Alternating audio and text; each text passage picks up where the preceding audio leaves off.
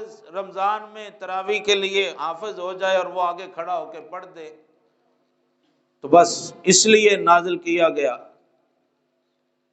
یا ہمارا کوئی فوت ہو جائے تو چلو اس کے اوپر قرآن تلاوت کر لو۔ ہم نے یہ سمجھ لیا کہ قرآن شریف اللہ نے مسجد کے لیے نازل کیا ہے۔ قرآن شریف اللہ تعالیٰ نے مسجد کے لیے نازل کیا ہے۔ یا آج کل ہمیں ایک اور غلط فہمی ہے کہ جو مسجد کا امام ہے قرآن اس کے لیے نازل ہے، باقی ہم سارا معاشرہ ہم قرآن سے لا تعلق ہیں، جو قرآن میں لکھا ہے وہ مولوی صاحب کے لیے ہے، وہ ہمارے لیے نہیں ہے۔ یہ ہمارے معاشرے کی روش ہے۔ ہم سب یہ سمجھتے ہیں کہ چونکہ قرآن مسجد میں پڑھا ہوا ہے اور مولانا صاحب مسجد میں نماز پڑھاتے ہیں، لہذا قرآن جانے اور مولوی صاحب جانے ہمارا اس سے کوئی تعلق نہیں ہے، اس کو مسجد کی الماری میں ہی رکھنا چاہیے۔ دین ہم نے یہ سمجھا کہ دین 5 وقت کی نماز کا نام دین ہے، حج کر لو، عمرہ کر لو، رمضان کا روزہ رکھ لو، بس یہ دین ہے۔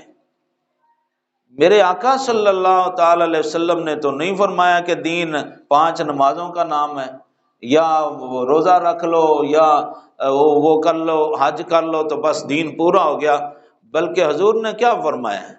الدین والنصیحہ، فرمایا دین تو خیر خواہی کا نام ہے۔ قالوا لمن یا رسول اللہ، یا رسول اللہ کس کی خیر خواہی؟ فرمایا وقت کے حکمران کو نیکی کی تبلیغ کرنا اور ظلم سے باز رکھنا، یہ دین ہے۔ یہ میرے نبی نے دین کا تعارف کرایا۔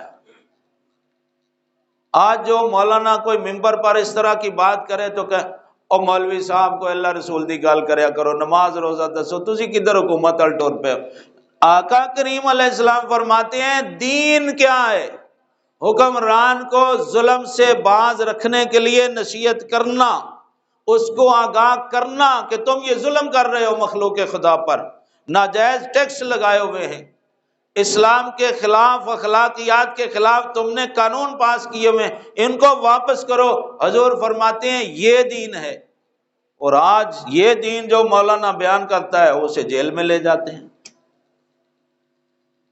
تو رسول اکرم سید عالم صلی اللہ تعالی علیہ وسلم نے اس لیے فرمایا، اللہ اکبر، یہ مشکات شریف سے 459 نمبر صفحہ ہے۔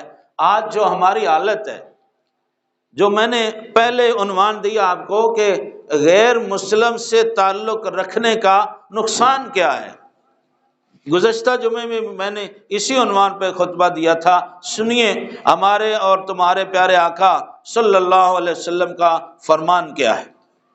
حضور فرماتے ہیں یوشک الامم ان تداعى علیکم کما تداعى الاکلۃ الی قصعتها۔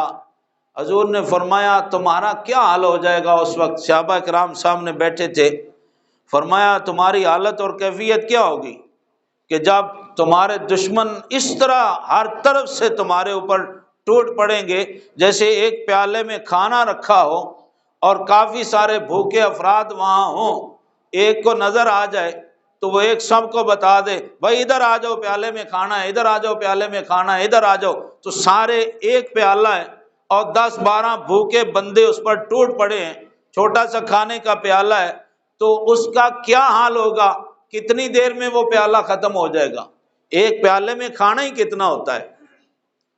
تو 10-12 بندے جب ہر طرف سے اس کے اوپر بیٹھ جائیں گے تو دیکھتے دیکھتے چند لمحوں میں اس کا صفایا کر دیں گے۔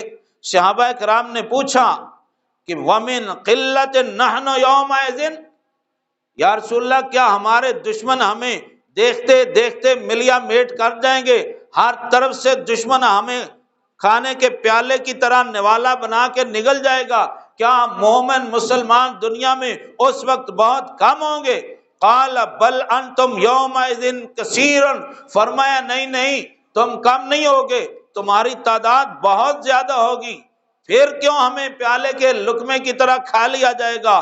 فرمایا لیکنکم غصان، کا غصائے سیل وَلَيَنزِعَنَّ اللَّهُ مِن صُدُورِ عَدُوِّكُمُ الْمَحَابَةَ مِنكُمْ وَلَيَقْذِفَنَّ فِي قُلُوبِكُمُ الْوَهْنَ۔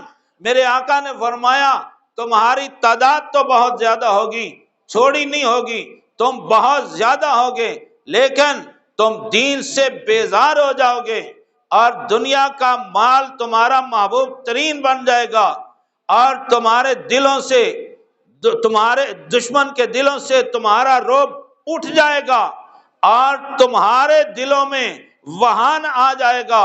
قال قائل یا رسول اللہ مل وہن، حضور وہن کیا ہے، کمزوری کیا ہے؟ قال حب الدنیا وکراہت الموت، فرمایا دنیا کے اسباب کو تم پسند کرو گے اور اللہ کی راہ میں شہید ہونا تمہیں پسند نہیں ہوگا۔ یہی وجہ ہوگی، تمہیں دنیا کا مال پیارا ہوگا تو تمہارا دشمن تمہیں رشوت کے طور پر مال دے گا اور اپنے منصوبے تمہارے ہاتھوں سے تکمیل کو پہنچائے گا۔ استغفر اللہ العظیم۔